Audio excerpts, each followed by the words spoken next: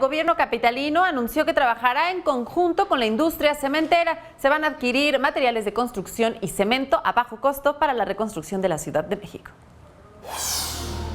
Con el propósito de fortalecer las labores de reconstrucción que se realizan en la Ciudad de México tras el sismo del pasado 19 de septiembre, la Cámara Nacional del Cemento se une al convenio firmado entre el jefe de gobierno Miguel Ángel Mancera, la Canadevi, la ADI y la Cámara Mexicana de la Industria de la Construcción. Es esta suma de la Cámara del Cemento en donde los compromisos que estamos asumiendo, es a encontrar precios preferenciales precisamente en las tareas de reconstrucción.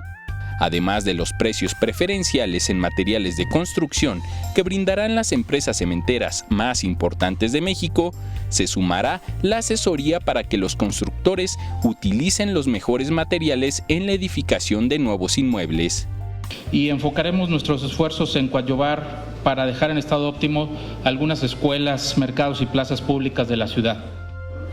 Durante el corte informativo de lunes, el mandatario capitalino informó que espera reunirse este día con el secretario de Hacienda y Crédito Público, José Antonio Meade, para presentarle un planteamiento concreto de los recursos que necesita la Ciudad de México para mantener las acciones de reconstrucción tras el sismo del 19 de septiembre. Mancera Espinosa refrendó su compromiso para defender el presupuesto 2018 de la capital. Yo tengo que ir a defender a la Ciudad de México.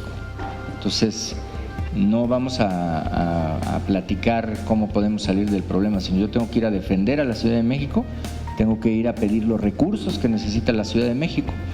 Si la Federación no me los puede dar, pues ya nos explicará por qué.